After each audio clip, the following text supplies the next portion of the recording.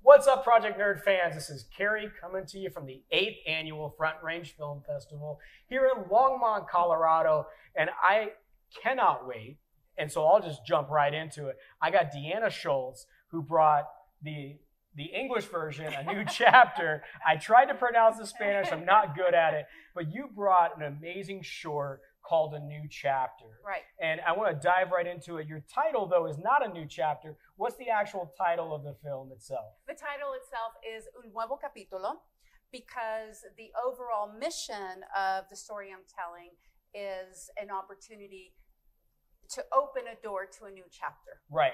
Mm-hmm. So let's just dive right into it. I watched this, and it's an amazing short. And what I thought was really interesting is the dynamic that you created between two elements. And I'll kind of let you kind of discuss it, and then we'll kind of ask some questions around it. But tell us about the concept behind A New Chapter. What was the overall concept that you're trying to convey throughout your short film? Well, I have a really big yoga background, and it's made a huge change in my own life. I had a life-changing experience, and I was reintroduced to yoga therapy. Okay. And so there's a difference between yoga and yoga therapy. I was attending a yoga therapy conference last June, and while there, I met so many people, and one of the people I met was a gentleman by the name of Bill Brown, right. executive director of the Prison Yoga Project. And we had a wonderful conversation, and one thing led to another. And he asked me, do you know that 93% of the incarcerated individuals, they go back into society? Right. And so what do? Yeah. What skills do they have to go back out into the world with so that they don't go back to prison within 3 to 5 years? Right. And so we have this issue of mass incarceration. We see prison reform, but there's a long way to go. Mm-hmm. And so organizations like Prison Yoga Project are really making a difference. Creator's name is James Fox. He started this program in San Quentin. It grew throughout the state of California. I was going to say Colorado. California. We're in Colorado now. California. And one of the chapters is in San Diego. So I had an opportunity to visit San Diego County Sheriff's Department in one of their, it's called the reentry facility. And it's amazing. It looks like a college campus. Right. And so incarcerated individuals getting ready to go back into society, they have an opportunity to spend some time in this reentry facility, if you will. They can choose to earn their GED. They can choose to take classes. They can choose to do yoga, as with the Prison Yoga Project. And so their overall mission is to empower individuals to help them modify their own behavior. Okay.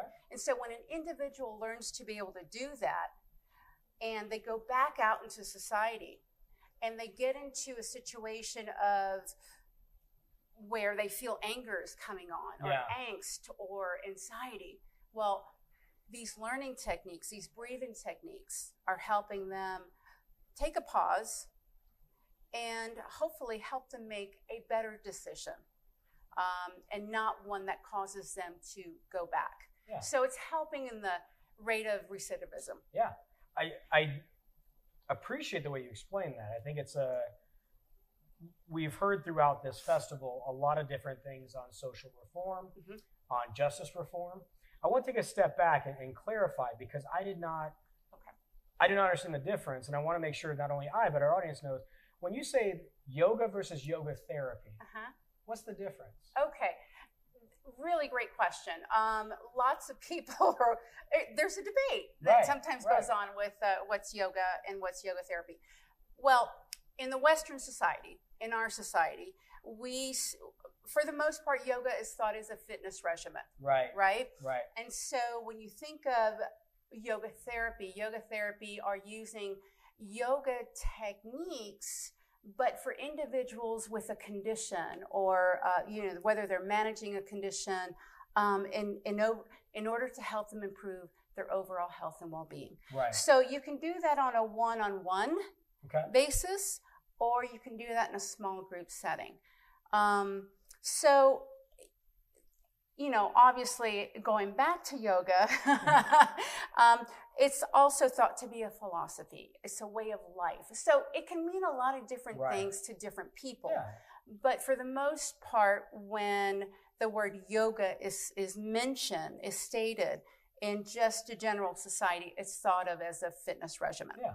And I think that I wanted you to say it exactly that way, because we put so much focus on verbiage, right? We can make it sound very flowery, and we can get an economic boost out of it. We can gain, monetarily out of it. Right. But when I watched your film and your documentary, however you want to describe it there, what I was impressed by is how people use it in regards to fear.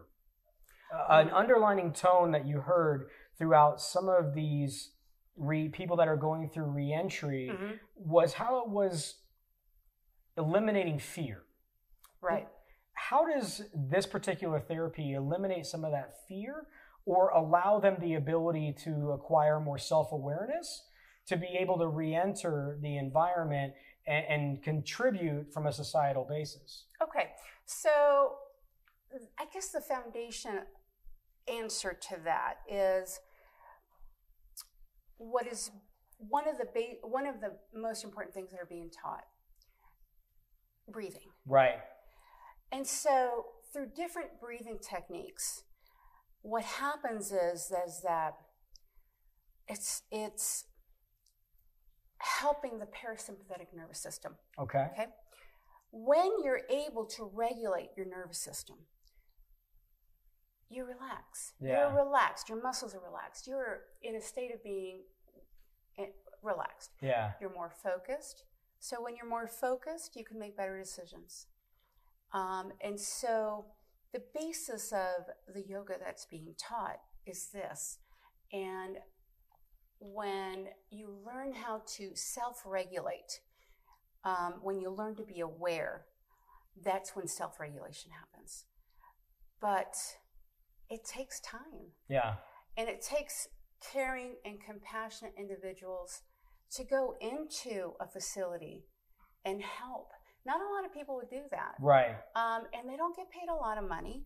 There's some payment, but sometimes it's through volunteer. So I just love what they're doing. I thought, when I went in and I was directing and producing on location, I got to see it work. I got to see the difference of all these incarcerated individuals coming in, grabbing the yoga mat, and by the end, they were just in a state of, wow. Yeah. I mean, I see that, but to see it in that setting and to see it work was empowering even to me. Yeah. What I thought was really interesting, and I want to get your understanding and why you did it this way. When the documentary opens, it doesn't identify what these incarcerated people are there for. Right. And to me, it felt conscious. It was not about the people, it was about the program. Was that a conscious decision? You went in like, I don't want to glorify or to even draw you in with this, why they got convicted. I want you to see the program and then the effects of the program. Was that a conscious decision in developing this documentary? It was, because I think the minute that I had the interviewee explain why she was there. Right. But it wasn't very specific. Correct, it was very generic of like, yes. I transported money, right? Right. It was a very large amount of money, but it was just like, and that was it. Right. Well, I think people get hung up on either I'm there for whatever crime. So there's more focus. There's that draw in automatically when you hear what crime. Exactly. What crime. And I purposely I softened it a bit in order to pay more attention to, in order to focus more on the good that's being done to help these individuals rehabilitate and have a new skill when they're released back into society. Yeah. And I think that's what I appreciated, because like I didn't want to know. I mean, I did. I ain't gonna lie, right? I think as an audience member, you always want to like, ooh, what are they in for? You know, it's this crazy developed mindset that we have because we've seen it so much. But you focused, and the focal point was on the program and especially on the instructor. How did you get involved with this instructor? The instructor really was exactly that. It wasn't about her. It was about how she could implement and assist with the development and rehabilitation. How did that story, or more importantly, that personal characteristic kind of develop as you filmed this? Okay. So when I spoke to Bill Brown about my interest in doing a documentary short on the program, I asked him, so since I'm bilingual, I've worked both in English language television, Spanish language television. I also speak Italian, so I'm multilingual. Right. And it's so important to be able to tell stories to people in their language. Yeah. So when I was there, I talked to the San Diego, well, prior to going, I talked to the San Diego County Sheriff's Media Department.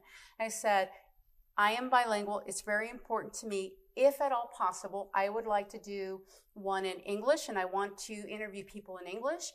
But I don't only want to do subtitles into Spanish. When I do the Spanish one, I actually want to interview somebody who speaks Spanish. And then on that note, I talked to Bill Brown about, is there a Spanish language instructor who would be willing to be in the documentary? That was easy. Yeah. No problem in finding anyone. And so one thing led to another. I met her at the event. I had some prior communication via email with her, but I met her there on location prior to shooting. And we had a little bit of time to talk, and then we did the interview. Yeah. So it's, right. And she can also teach in various languages. Well, so it's nice. That's what you go back to it. And I'm always fascinated by the whys. And maybe as a filmmaker, as a document, you've been in journalism for a while. I think that's always what we're trying to get. And with this documentary, you don't get it. You know, you don't understand why the instructor's doing it, or you're portraying your own idea. Like, oh, well, it's this or it's that. I really appreciated that when I watched it, and you watch it, and it's a very short piece, but you can get grasped in really quickly. You know, with I hate calling her the star, but you focused on one particular person a lot. Right. Why that one person? Was there some kind of connection, or was it just her development within the program that kind of drew you to that person? We talking about the instructor or the interviewee? The interviewee. Okay, yeah. so I didn't know how you want to describe it. Like, for me, it's the prisoner or the person being right. The incarcerated individual. And I hate saying it that way because like it's right. You hear a little bit of her story, but prior to the story and even after the story, you don't care because you're interested in her development within the program and how it's led her to personal development. So with that particular person that you interviewed, how did you see that person grow? And were you able to follow up with her after the fact? So, okay, let me step back. So with her, her story was interesting. I believe in allowing the stories to be told through the eyes of the people. So she's incarcerated, and it was fascinating to me to see. Wow, okay.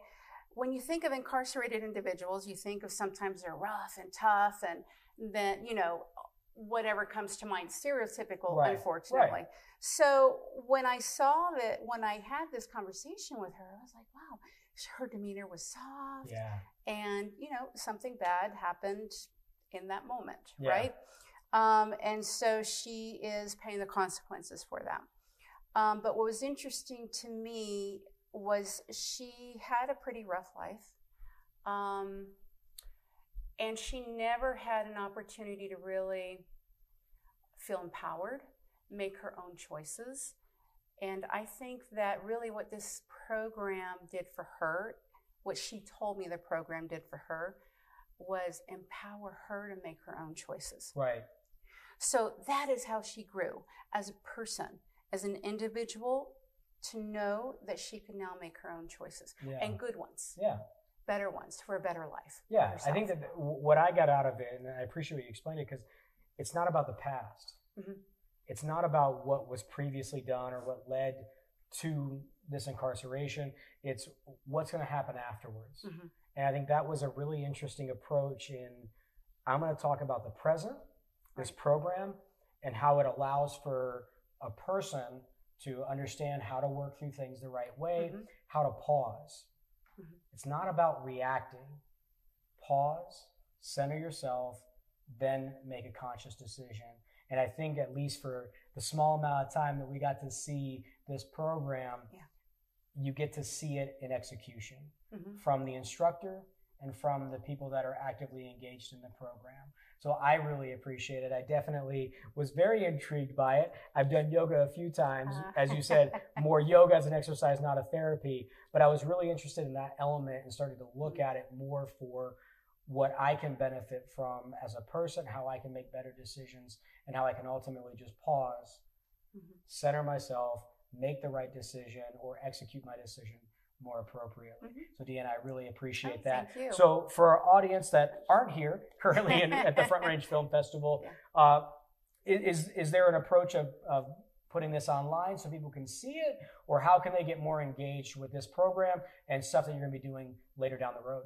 Well, right now, this is actually, this particular piece is circulating in the film circuit, and we will see the point of distribution hopefully within a few weeks to a month or so. In the meantime, though, as far as the Prison Yoga Project is concerned, there is tons of information about them online. So the acronym PYP for Prison Yoga Project, all they have to do is go in, Google it, and they will find all the information that's needed. There you go. I mean, couldn't have heard it better. I mean, an immediate salesperson.